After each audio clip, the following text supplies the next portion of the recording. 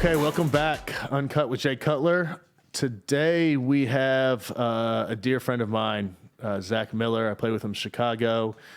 You can now find him on Spotify, Apple Music, anywhere you get your music. He's got 2 singles out. He's opening for some awesome country bands across the country.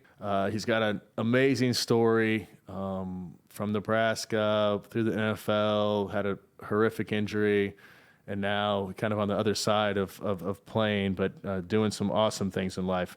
I want to thank everyone for listening, for watching the podcast. Keep all the inquiries and any questions, any suggestions of how we can do it better, who you want on the podcast.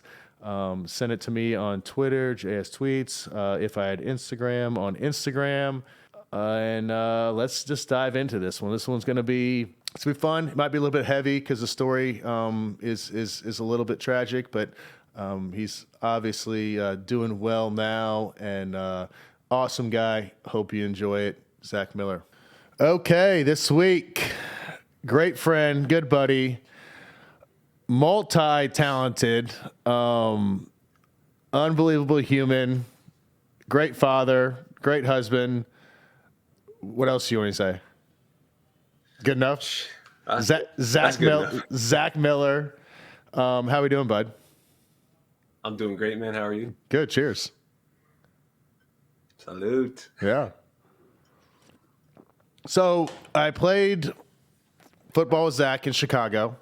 Unbelievable guy. Great player. Know his family well. He knows my family well. And now you've moved on, and you're a singer-songwriter. I don't know if I'm that yet. I don't know when you get to that point. I mean, I'm trying to be. You got songs on Spotify. Yeah, they're out there. I mean, that's a thing. I guess. No, there's no guessing about it. They're there. They're there, and that's taking it. It's a weird thing to have that like actually be a real thing. So, well, I mean, I think I think a lot of singers like want to be professional athletes, and a lot of professional athletes want to be in the singer band worlds, or at least I did. I always wanted to be in a band. I mean, I didn't have the talent or any of the capabilities of doing it, but like I think that would be really cool. The crossover is, I think, prevalent on both sides, right? Like, sure, you said every athlete wants to be a singer or a rapper or some type of musician, and a lot of musicians trickle over into the sports world, and so there's this blending of 2 different lifestyles, and going from one to the next for me has a ton of similarities, in the ways that I trained as an athlete to now taking that over to kind of training skills as a musician and a singer, and doing things that I had from that sports world into this music world. I mean, are you saying just like your dedication to your craft and putting in the time and the effort and all the things? Yeah. And knowing what it took physically for us to do the things that we did playing football and other sports growing up, having that mindset and knowing the things that the tools that you did off of the football field that helped you on, kind of the same way vocally. Like I didn't know how to do vocal exercises and guitar exercises and all that stuff.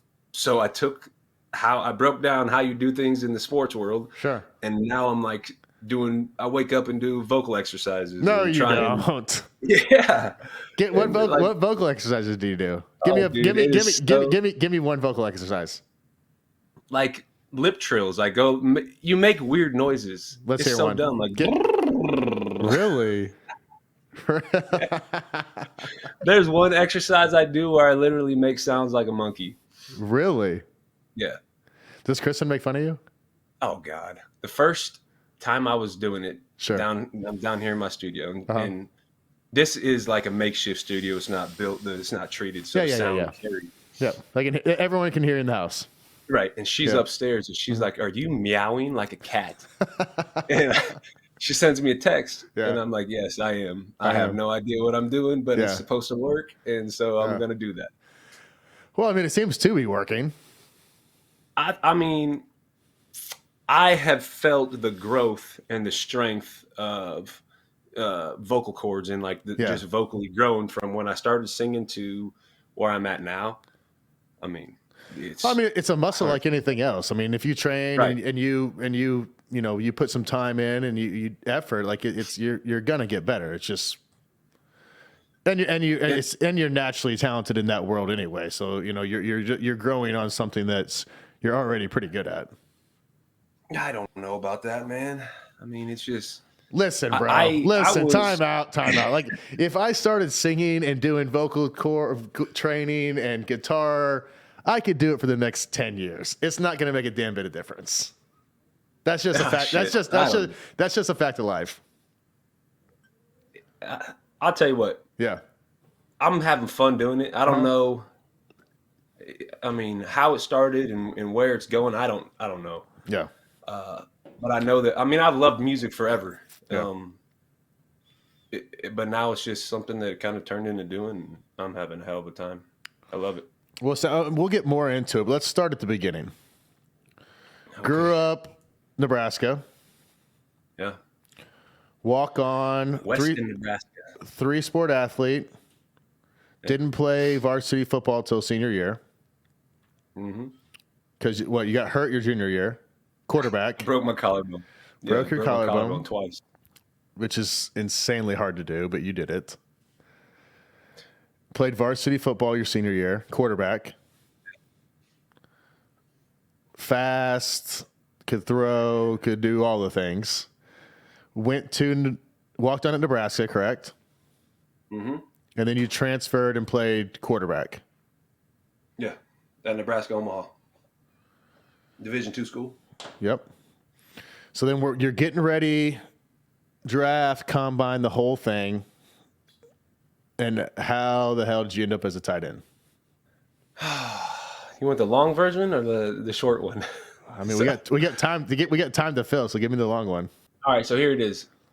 Walk on at Nebraska, coaching change. Yep. Not going to work for me there. And the key to playing our game is being on the football field, right? People need to see you play. Only so way I to transfer. do it. I'm like, I need to be on the field. I don't care where it is. I just need to be somewhere where I could play. Yeah. End up at Nebraska Omaha Division II school. Start there for 4 years, and really was probably one of the best decisions I could ever make. Because for me to showcase that ability, right?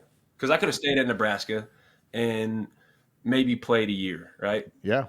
And, I don't know how that turns out. Yeah. But who knows if it's enough or not. Had to be on the football field. Looking back on it, it was one of the best decisions because I get the ability to grow as a young man and grow as an athlete and learn how to play the game. And then start training for the draft. And 2 days before my pro day, I took a private workout with the Miami Dolphins just because they weren't going to stick around for the actual pro day. Who was the coach then? Who was the head coach then for the Dolphins? I don't know who the head guy was there. I don't either. George DeLeon was the guy who came to do my workout. Okay. And the Dolphins that was like the Wildcat was running rampant at that time of the league, right? Yeah. Cadillac and Ronnie and all those guys were there. Yeah, I remember that. Yeah. And so, I had 28 teams come to my pro day, which was a fair amount of teams. You say 28? 28. I don't even think I had 28. They knew it. They didn't know what the hell I was doing. And I think probably a good amount, 15, 16 of them were going to work me out as a quarterback. Sure, yeah. And the rest of them were, they want to see what type of athletic ability I had. Mm-hmm. Do this workout with the Dolphins because I won every shot I could take. And I blew my thumb out on my throwing in 2 days before my pro day. Doing what? Hit a bag, doing a warm-up, just messing around with the Dolphins coach. And we were going through some things. And I didn't know. I was a quarterback, man. I didn't know how to hit bags and do any of that stuff. No. So I hit it, and I tore my UCL. on the collateral ligament on my thumb. Yeah. I couldn't hold the ball. No.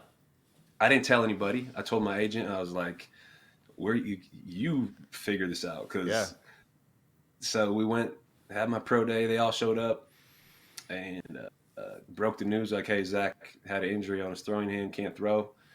But you didn't tell you didn't tell them until they got there, right?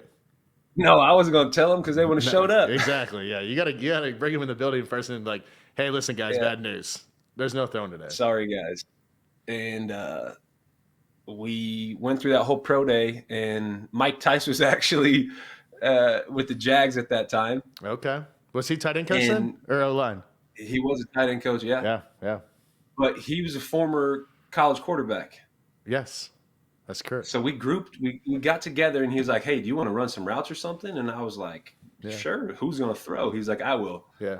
And so he greased up the arm, and we ran routes, and he threw. And I put a brace on and I formed my hand to a football, put a brace on, and kind of molded it that way. And that's how we went through the pro day and ended up getting drafted by Jacksonville in the 6th round, and really still was holding on to the quarterback hopes.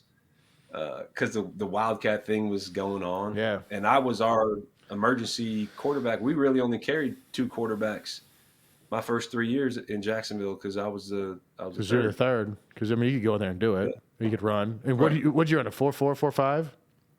Yeah, I ran a 4.47 and a 4.53, so I ran 2 of them that day. That's good. I could roll back then, man. I mean, you could always roll. I could roll faster back then than... Well, I mean, I ran a little bit when I was in Chicago. We all could roll faster back then. That's how it goes. That's life. That's just life.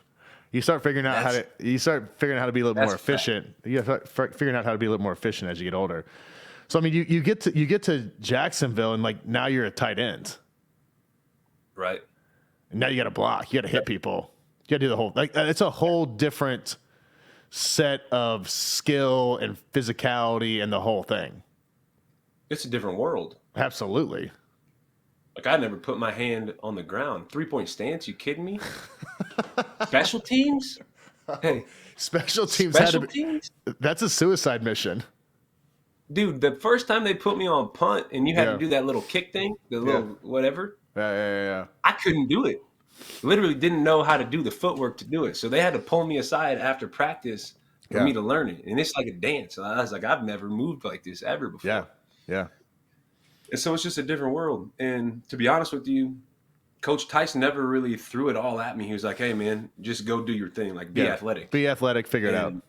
Sure. And we'll learn as we go down the road." I didn't feel, honestly, like a complete tight end. And not even complete tight end. I didn't feel like an efficient tight end for the position till probably midway through my 3rd year. Yeah. First, 2nd year, rookie year, like I'm just out there running around, making catches and just running like I have no idea what's going on. Yeah, I mean, you're just playing backyard football at that point. Yes. How about this, though? First preseason game, we go down to Miami.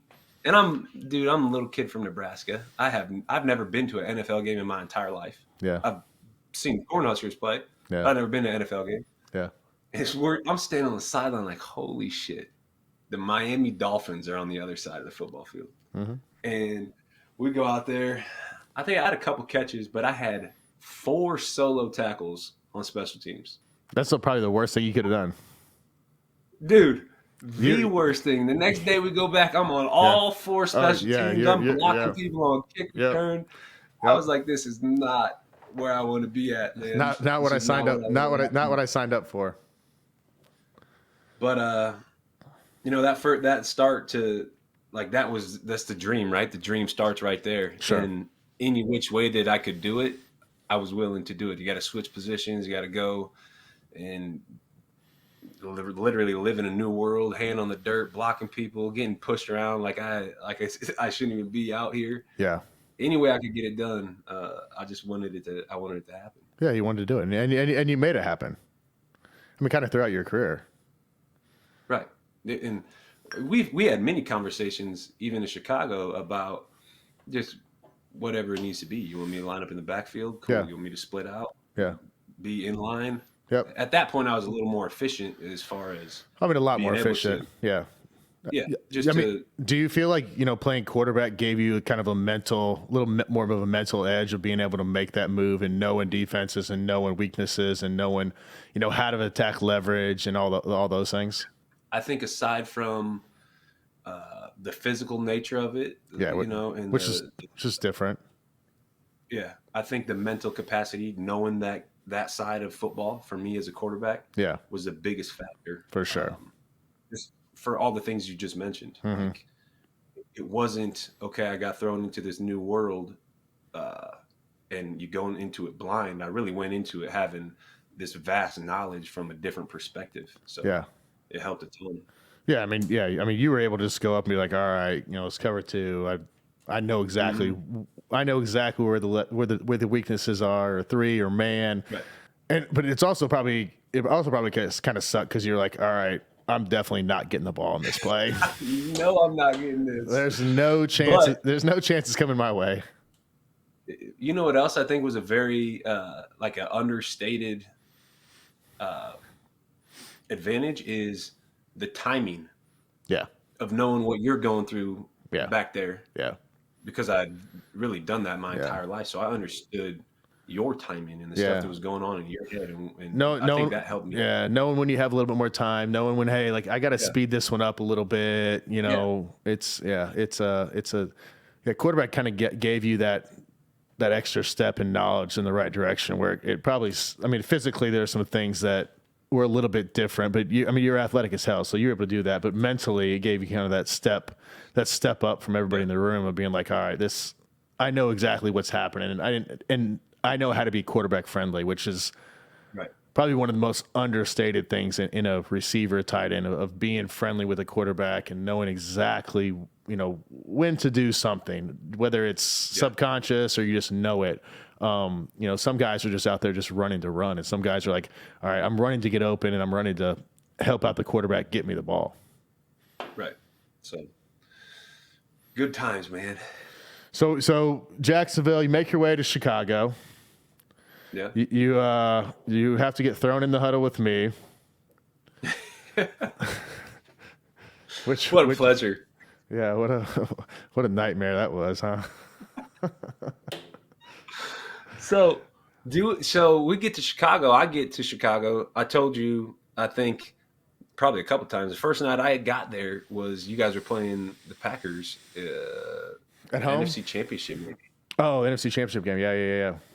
Was it the NFC Championship, or was it late to go to the playoffs? It was. That was 10. That was 9. That was 9 or 10. No, so it would have been 2013. Yeah, it was a home game.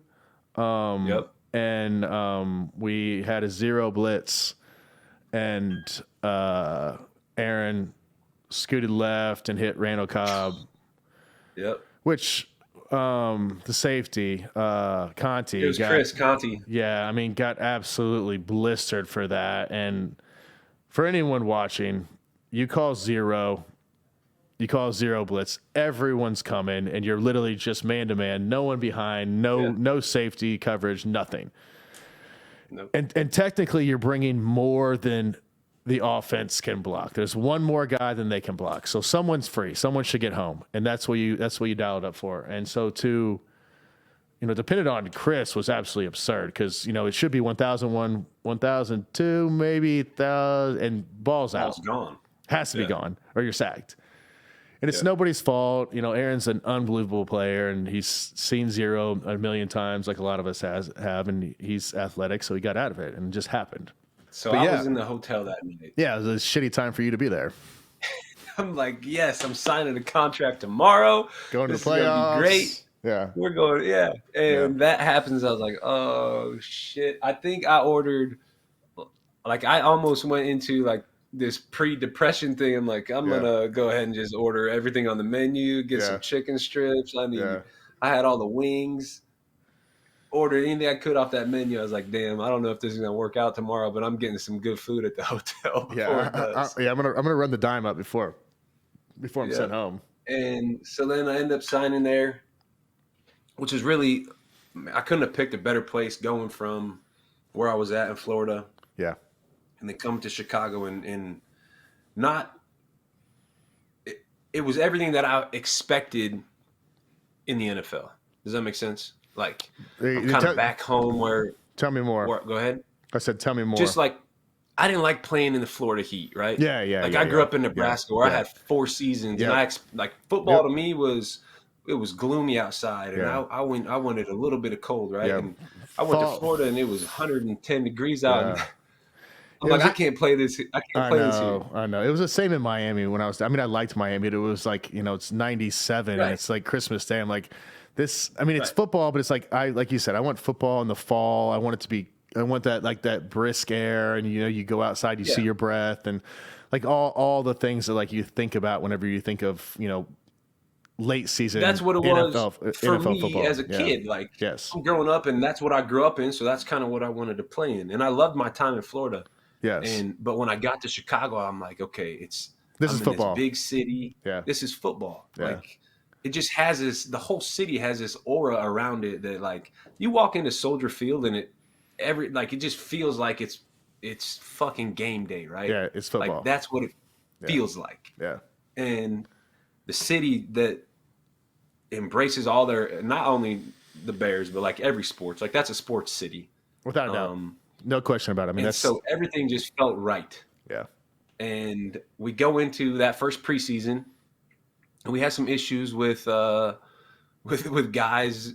and we had suspensions early on. And that's the only reason I was in the huddle with you. This is in our first preseason game. This is Mark. Yeah. Yeah. And we had some fights in camp, and Marty ended up getting suspended. Yeah. Kyle, we just had. It was just some shit went down, and that was the only reason I was in the huddle with you, because then Dante Rosario popped up. To run with the ones, and then I got up to run with the ones, and I know this first preseason game, like I have to earn this from the get go, and that's what goes back to I'll do whatever it takes. And we're going on a drive, and Dante got tired. You hit him on a seam ball, you hit him on, and you get in the red zone, and Dante taps out, boom, boom, boom, and I'm like, oh yes, and I'm running in like, here we go. I slide in the huddle, and I don't know if you remember the play or not, playing the Philadelphia Eagles.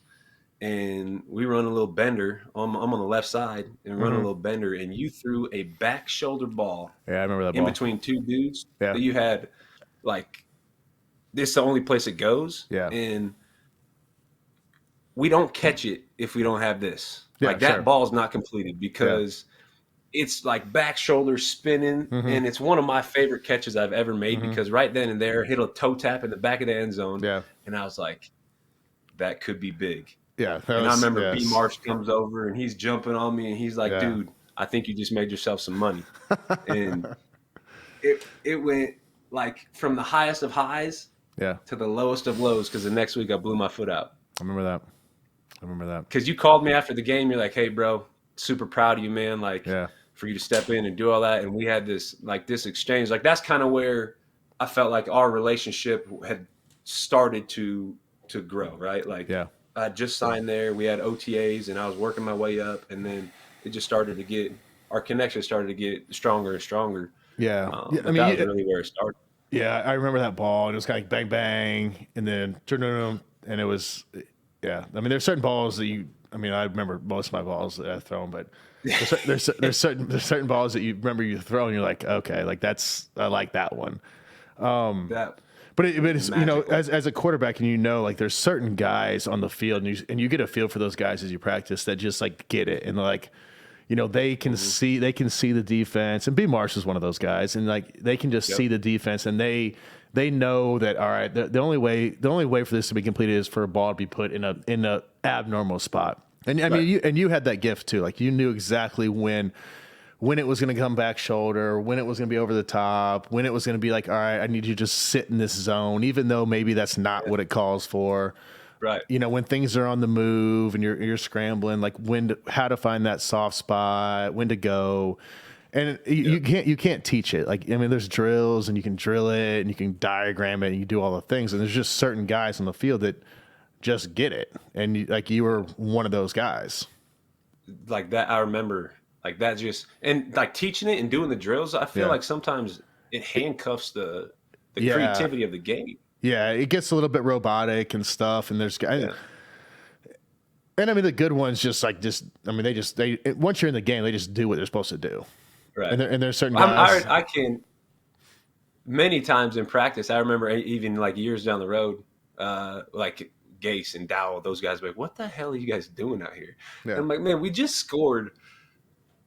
Maybe the route wasn't how you guys drew it up. It worked, but we scored on it." Yeah. And he's like, "All right, well, do it right in the game, and figure it out, or like do that, whatever." But it like talking and going back and looking at it, like that's the fun part of football. Oh yeah, of just understanding that this is a game. I mean, right? It's definitely a game, and it's a. I mean, you practice and you script and you have all this structure around it, and then really once you get into the game, it's controlled chaos. Yeah, I mean, it's just controlled chaos, and I think you're looking at maybe. I don't even know what the number is. 25% of things happen exactly on time in the passing game. Maybe it's more. Maybe it's 45%. I don't know, but it's definitely can't be more than half. And you have to. And if you have guys that can make stuff happen for you, I mean that's how it works. Because it's hard as hell to get 11 guys to do exactly what they're supposed to do every play. Because guess what? There's 11 guys on the other side that are trying to make sure that doesn't happen. Yeah, that it gets wrecked. Yeah, it get wrecked. So I remember like that first game, that back shoulder throw.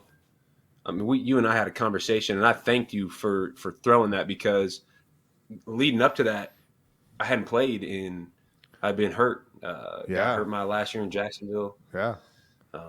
Really got hurt my third year. Had shoulder surgery. Then my fourth year, I blew my foot out. Yep. My fifth year, I had that short little interaction in Tampa, which was miserable. Mm-hmm. And then ended up in Chicago. So I hadn't played football in so long. Yeah. And I felt like that part right there was like a gift to this like resurgence of like, all right, I can show people that I can still do this. Yeah, I can do this. Because it had been so long, which really helped. And then the next week, the foot injury happens. But it was one of those things it was one of those things like we saw enough and it was like, hey, like we've just got to get this guy healthy and like get him on the field because he can do some crazy stuff for us. Yeah, man. Which you did as we went down. The catch in San Diego, another seam beater. You one-handed that one. I didn't even see that ball. You threw that thing so damn hard right over the safety. I was like, I don't know what the ball is, and then boom. Like I see replays of that every now and then, and that was another one that, honestly, I had messed up my SC joint in practice that week. Yeah, bad to the point where it was crippling me.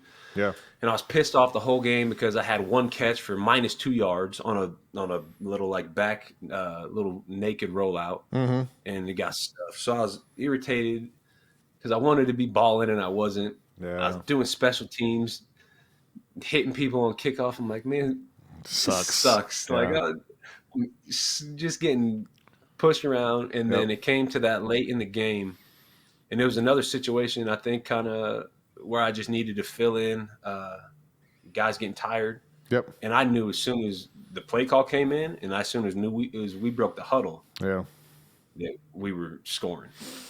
I knew the ball was coming my way, and I knew that we were going to score and win this thing because Alshon was to my right. Yep. And safety just was gone. And Alshon and safety went to double, of course. Double Alshon. They ain't going to cover my ass. Yep. And we beat the linebacker straight up the middle.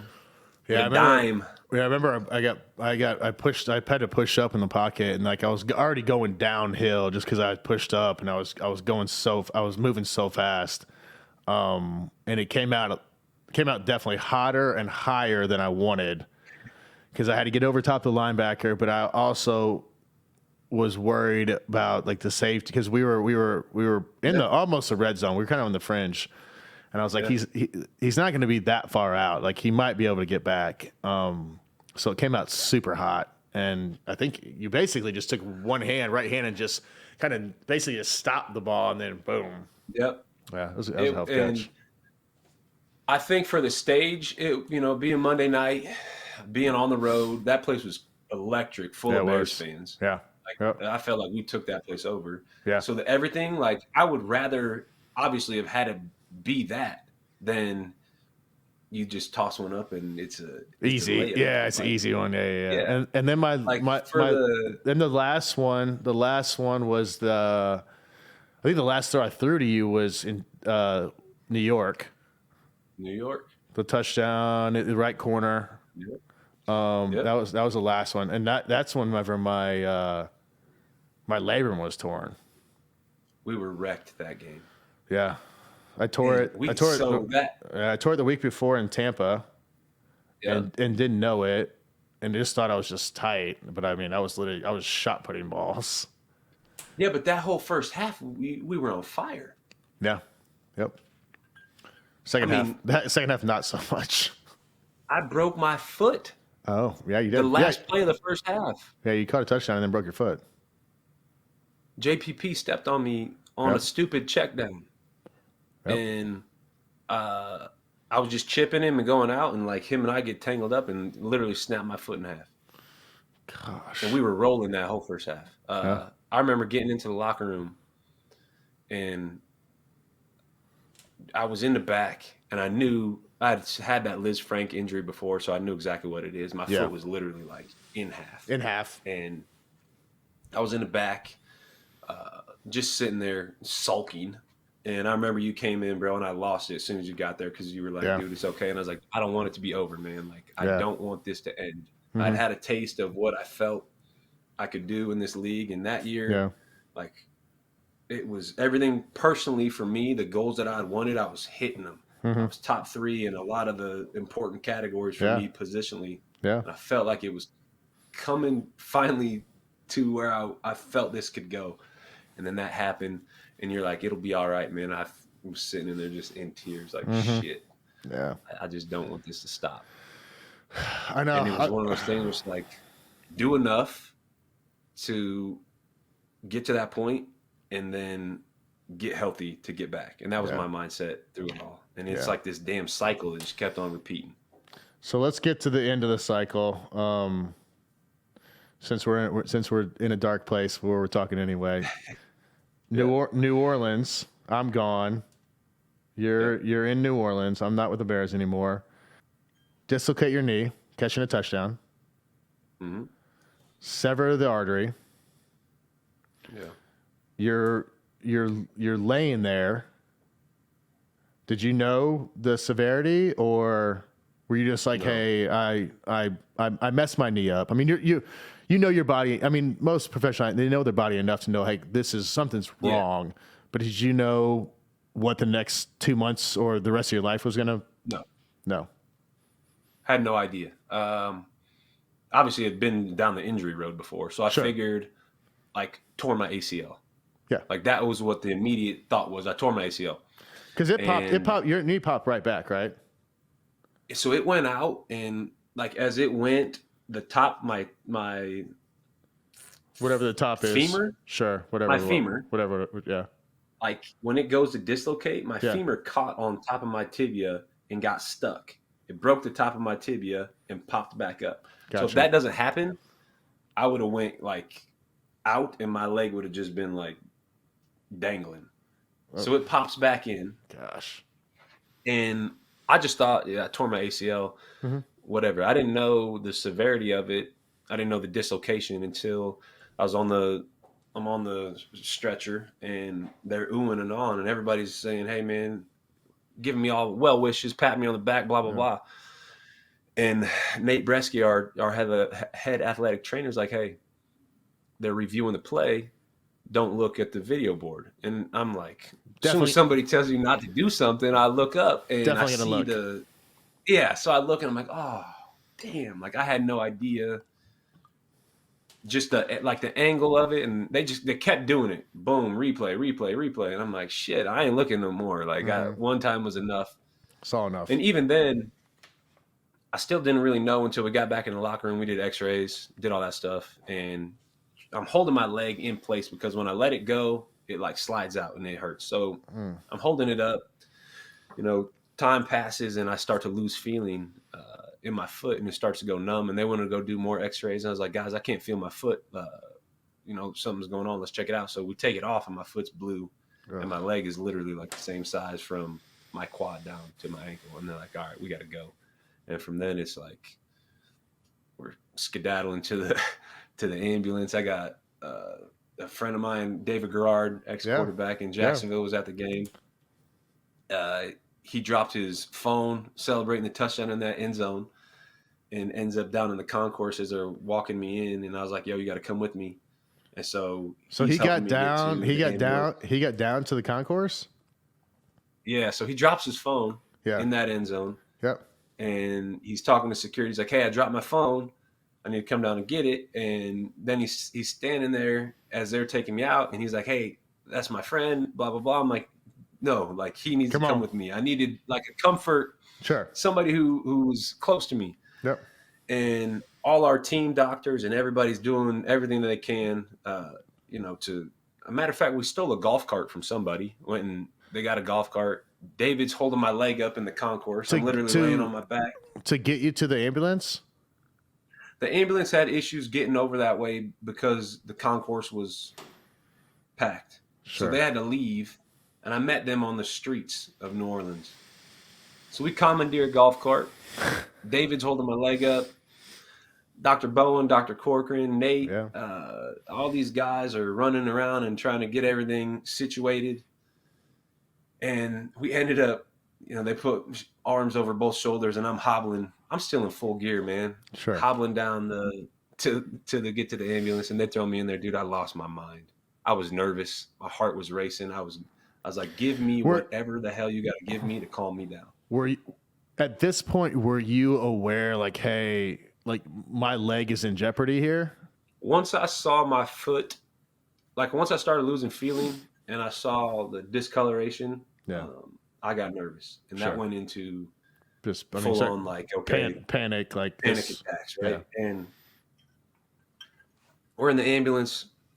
They were going to take me to a location that was about, it was further than I needed to go. I think it was, I don't know how long. Doctors on our side and trainers said, we're not going there. Yeah. The level 1 trauma was 5 minutes away, and they said, that's where we're going to go. Yeah. And I remember them arguing back and forth and like, hey, we're contracted to go to this hospital. And they're like, well, I don't give a damn where you're contracted to go. Yeah, we're going here. This is where we're going to go. Yeah. And my operating surgeon was actually at Buffalo Wild Wings with his kids. Are you kidding watching me? The game? No. And he saw the injury happen. He's like, come on, guys, we got to go. And he was already Are you serious? waiting for me when I got there, yeah. So, like, I mean, you find that up, like, down the road. It's incredible. Like, he was already there. Yeah, he knew. He's like, listen, we gotta go. Yeah, I got to do this. He was there waiting. So how, me there. I mean, we've talked about this, but, I mean, people listening don't know. Like, I mean, you were unbelievably close to them having to amputate your leg. Yeah. I mean, the window, they told me like 7-10 minutes because my tissue had started to die already. Yeah. I had been without blood flow for a decent amount of time, over an hour and longer before we got into surgery. And at that point, when you don't have blood flow or oxygen to get to your tissue, it starts to die. And once it starts to die, it gets to a certain point, you can't save it. And the next best thing is you got to lop it off and save the rest of your body, or else everything will go. So it was getting close, and emergency room was nuts because David was on the phone with Kristen, with my wife, and he was relaying all the stuff from the medical doctors to her, and she was relaying back to him to get clearance for all the stuff they had to do. I got to the point where I think they were tired of hearing me, and they just put me to sleep. Because I remember just knock this guy out. Nervous, like, don't cut my damn leg off, don't do any of that. And they were like, all right, man, you got to chill out and let us do our thing. And I mean, you're not. I mean, you're on the road. Kristen's not there. It's foreign. I mean, there's a lot of things. There's a lot of things happening. It was hectic, to say the least. And then I mean, I talked to you at some point, and then you sent some pictures. I mean, they had to basically just cut open your calves on both. Yeah. Kind of both. I just let it Both drain sides. out, and I mean, it was unbelievably gruesome. I got some pictures that maybe one day we need to let the people see, huh? I mean, you could. I mean, it's insane to see what happened. That whole process of how they do it, of Mm-hmm. how they repair that thing, blew my mind, man. The Yeah. amount of the techniques and the So, precision and the things that they can do with the How human did body. how did they put that artery back together?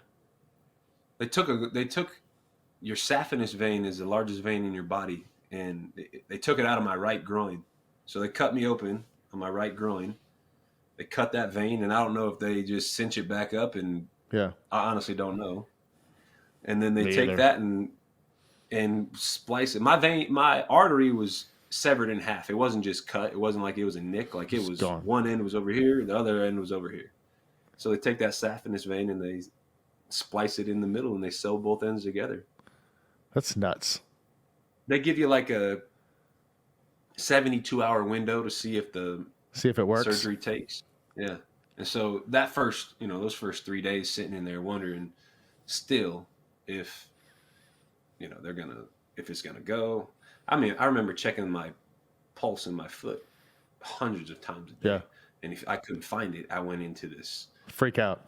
full on, freak Oh out. yeah. Oh yeah. And that happened that took at least a couple years to where I'm still checking my pulse. Yeah. Just to make sure. Damn, how's this? Is this Yeah. still going good or not? Yeah. So it's kind of a no-brainer that we love football on this show. So great to catch up with my friend Zach Miller. And if you're like us and you love fantasy football, then you'll love our friends at FanDuel. I'm about to make your day a little better because if you use the promo code J at FanDuel.com, you'll get a 20% bonus with your first deposit, up to $500. That's a big-time bonus from FanDuel, and all you have to do is make your first deposit and use the code J. And FanDuel has tons of ways for you to play with your friends. You can set new lineups every week so you're not stuck with the same players all season. And there are tons of different game formats to pick from. You can even just play private matchups with your close friends and earn some bragging rights. This week, some great games are on the slate. Bears are at home against Cincinnati. The Titans and the Seahawks should be a great one. And longtime rivalry on Monday night with the Lions taking on Aaron and the Packers at Lambeau. Experience season-long wins without season-long waits. Sign up today at FanDuel.com/J to claim your bonus and start playing today. That's FanDuel.com/J. And then, I mean, we've talked about this, and I think this probably, I mean, a lot of people will relate to this. And I mean, you've been pretty open about it of coming off the painkillers and the stuff that they gave you and the struggle that was of just getting back to a life where you just didn't have to do that. I'll tell you what, man, and this is one of it's weird talking about it because I understand like the addiction part of it. Yeah. And the feeling that you get from that, because I swear to you, that was one of the greatest feelings I've ever had in my life. That's what you told me. You were like, when I called you, they were pumping into me. And I don't even know if you remember it. I was like, hey, like whatever you need, bro. Like we'll figure it out. And you were like, listen, I'm good. He goes, I don't know what they have me on, but it's literally the greatest feeling I've ever had in my entire life. And it was scary at the same point because like, that's scary. That's scary as hell. Oh, like the rush I had for that first 8 to 10 seconds was incredible. And then I felt nothing for the next 4 hours until I got the next dose. Yeah. But without it, I couldn't function. So yeah. I was on that shit for 31 days straight, and that was intravenous. It wasn't like I was taking pills. Yeah. They were literally shooting that into my veins. And the first day I got back to Chicago, because I was in New Orleans for 8 days, mm-hmm. and the day I got back to Chicago, they tried to switch my medication and drop it. And the pain that I went through, I wouldn't wish that upon my worst enemy. And it was like Kristen hadn't seen the kids in 8 days, so she went home for that first night. And by 3 a.m., mm-hmm. that first night I was there, I was calling her like, hey, you need to come back. Like, this is not going well for me, and I need help and they ended up, getting me back to where I was comfortable and taking care of me. But I was on that stuff for 30 days, and I'd had the surgeries before. Yeah. So I felt like getting off of it would be easy because I had done it. Yeah. And our docs were like, no, man, this is a different thing. Like So it's been consistent and it's been strong. Different animal here. Yeah. And I remember my first dose I missed 9 a.m. I took my pills at 9 a.m. I was on my way, walking through the kitchen on my little, the roller. Yeah. Yeah. Yeah. And, I got to the point where I couldn't even move anymore. And my body went into like these shakes that I had. Yeah. And Kristen went and took half a pill, gave me a pill, and it was within minutes where I was just steady and back to normal. And so I started this decline of where I was just tapering off, take half a pill for a couple of days, take a quarter of a pill the next day. Because I don't want to be on it. I didn't like the way I felt. Yeah. I didn't like the way my body was. Like I knew what it was doing. Sure. And it was necessary early on because I couldn't. It was a necessary. It was a necessary evil you had to do. Yeah. And at the end of the day, like it took just a little bit longer than I would have liked to get off of it. Mm-hmm. But I mean, we tapered it off, I'd say within a week or two, to the point where I was just doing ibuprofen and. I mean, that's still pretty impressive. Oh, dude.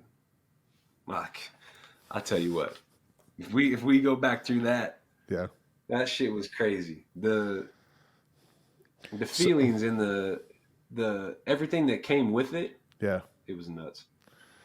I know you've talked about it. That is nuts. But I mean, so like, I obviously I had a different path when I was done playing football, but I mean, the transition from, football to just like, figuring out the rest of your life. I mean, and you, on top of that, you had an injury, which I didn't have that. So, was that difficult of saying, hey, like, what do I want to do next? Or do you think that going through that injury and that traumatic experience kind of like shaped like what, of the music and like kind of like led you down that road? I think it did lead me down that road because that was my escape from where I was at. Yeah. I had never really seriously sat down and tried to write a song. Sure. And then when I got hurt, I had nothing but time laying in the bed.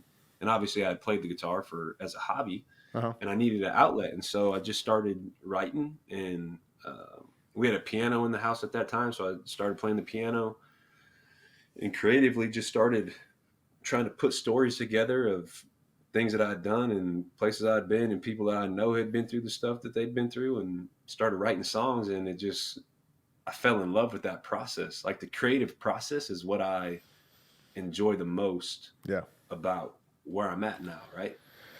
Well, I mean, sports is creative. I mean, especially, right. I mean, you're being out there, you're being creative. Like it's a structured game, but like there's a movement and a beauty and a creative process to it that, allows every great athlete to do its thing. It's not you're not a robot. So like, I think you're already primed for this outlet. It's just, you have a different skill set that a lot of other people don't. Yeah, and like that crossover in those worlds is crazy. Mm-hmm. But I don't know if the injury doesn't happen. I don't know if it pushes me towards music because there were so many other interests. Sure. Do you go into broadcasting? Do you go into coaching? Do you do all these other things? But physically, where I'm at, like I honestly can't stand up on a football field for 3 hours. An hour, right? Like I can't do that with the residual stuff that goes on. My leg is numb from the knee down, just with the nerve damage. Like 24/7. So, yeah, all the time. And so the stuff that comes along with that, it doesn't allow for some things to happen. Like I could sit on a bar stool and strum a guitar for 30 minutes. Sure. And then still have issues. Like I got to go down and my legs swollen from sitting there, but like this is not a pity party. Like I'm just saying like the real stuff that I couldn't go into the things that I had interest of, like wanting to coach and going to broadcasting and do all that other stuff. Mm-hmm. So like, I don't know if it pushes you into what I'm doing now with music. Like, I don't know if I get to where I'm at without that, which is that's the irony in that is stupid. Yeah, I mean, I don't know if irony is the right word. It might be, but I mean, like, it's there's certain things in life that happen that are good. There's certain things in life that happen that are really bad. That Yeah. you just, and you don't really know why you have to go through the bad things to get to the good things, or something you're supposed to do in your life. But that's just kind of how it happens sometimes. And obviously, we wish that that the knee situation wouldn't have happened. Right. But it led. It took me 3 days to. It took me like those first 3 days, dude. It was a pity party there. Then it was. Oh gosh, you're better than me. I would have had a pity party for a long time. It was that for a long time, and then it was. I had to just get to a point where like this is real life, man. Like you got to accept this at some point. Yeah, like it ain't going away. Yeah, you're not changing it. Yeah. And so that first couple days was the worst. But like you said, maybe irony isn't the exact word that describes it, but like it doesn't facilitate into where I'm at now, I don't think. No, and it led you to this now, and it seems like you're liking it, you're loving it, you're having an awesome time, you're excelling at it. So I mean, it obviously sucks that that's what had to happen to lead you down this road, but I think at the end of the day, that's just kind of life. I mean, it's not. Yeah. It's not a perfect straight line. Good things happen, bad things happen, and you just got to make the best of it. I think that's you can't put it in a better way. I probably could, but we won't right now. But I'll tell that's one. How life goes, man. Yeah, I'll tell one story. I was elk hunting in Montana. And you're sending me some songs, and I'm driving back, and I missed them on the way out. And I'm like, hey, I was like, I gotta stop. I mean, you were like, you gotta stop. So I get there, and Zach has cooked me a steak. It's late. He has a bourbon poured, and I eat, and Kristen's up, and she's like, hey, I'm going to bed. You guys have fun. I'm like, cool. And we're talking about your song. You're like, hey, you want to listen to this some more? I'm like, sure. He's like, let's go downstairs. And we go downstairs, and like, we're basically where you are right now, whole setup. Yeah. And you get out your guitar, and you just start going and playing and playing and playing, and another jam and another song and another song. I'm like, what the hell is going on here? Like, I mean, you just have, I mean, you're just kind of full of them. And I mean, I feel like you write a song in like a day and a half.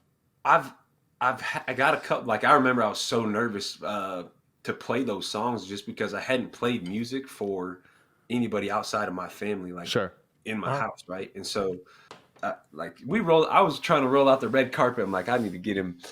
I need the ribeyes. We need food. I need to have the drink ready. Like we got to have everything ready. And so we start jamming, and I was like eager to play them because I wanted feedback, and I know that I would get the honest truth from you, and like I wanted you to hear them and have that like just be a thing. Yeah. And then we just kept going, and you're like, play another one. And then you're like, play another one. Yeah. Like slow down, and I want to hear this. And so like I felt the appreciation like lyrically in the first couple songs that I've put out, they don't dive into like the creativity and the lyrical direction and storytelling that I want to get to as a few, you know what I mean? No, I totally know what you mean, because like some of the stuff that I have that you've done, and some of the stuff that I've heard, I'm not saying that what you have out now is bad, but like, I mean, you've got some stuff that's,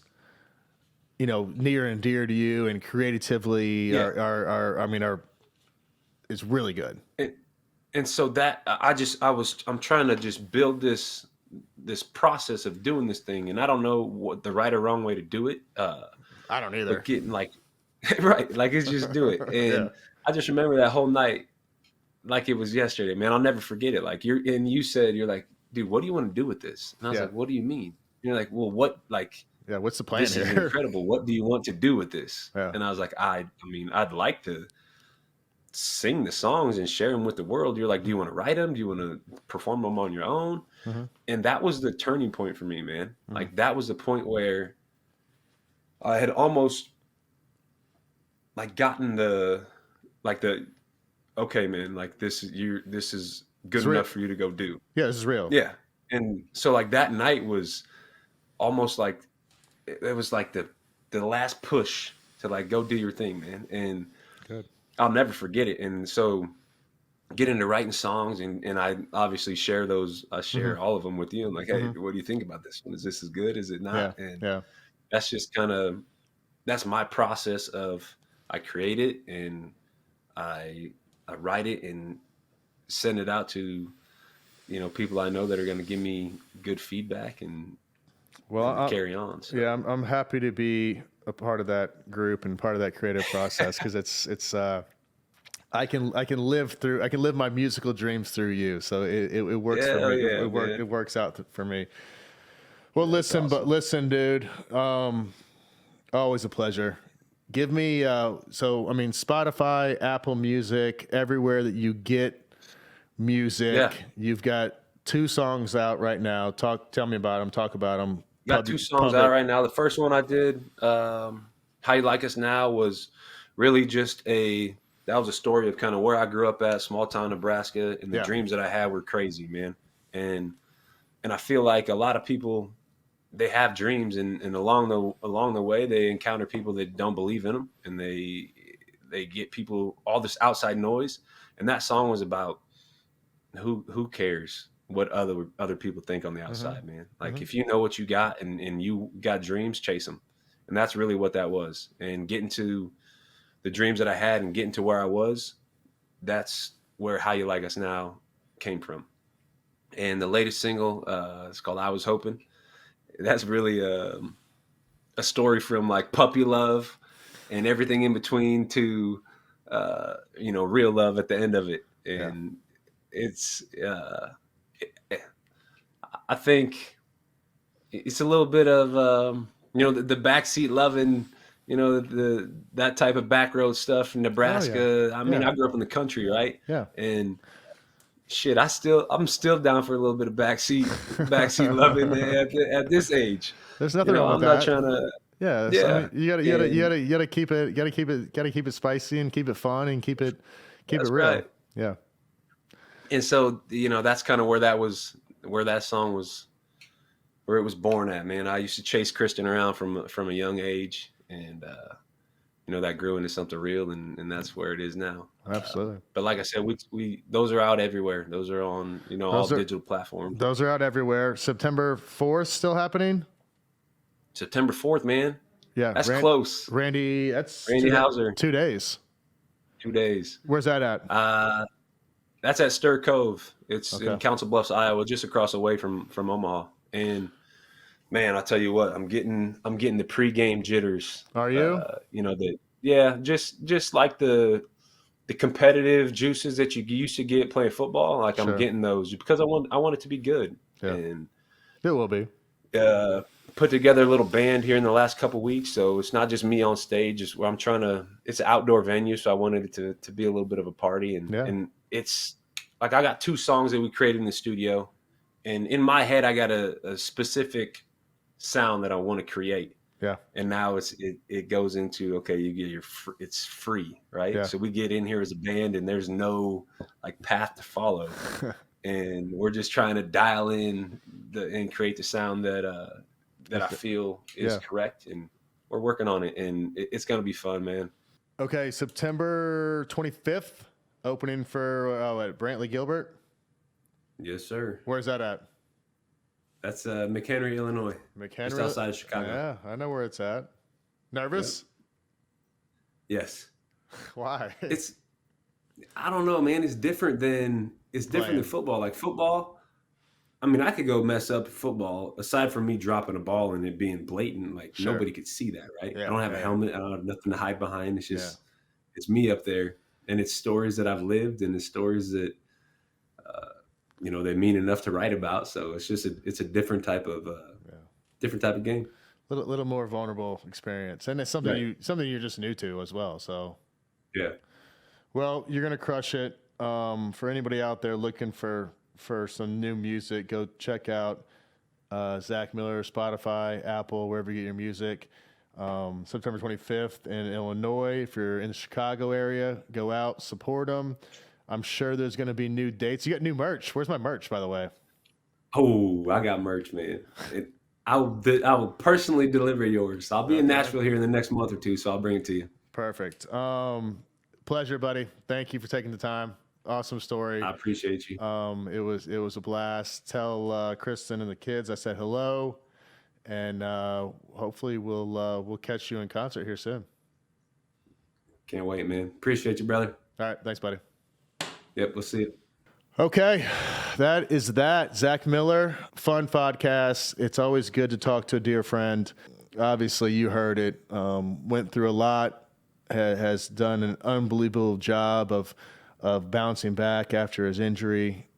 Check out his music. Honestly, he's incredible dude. A father, a husband, a tremendously talented individual, and he's doing some cool stuff in the music world. I think you'll like it.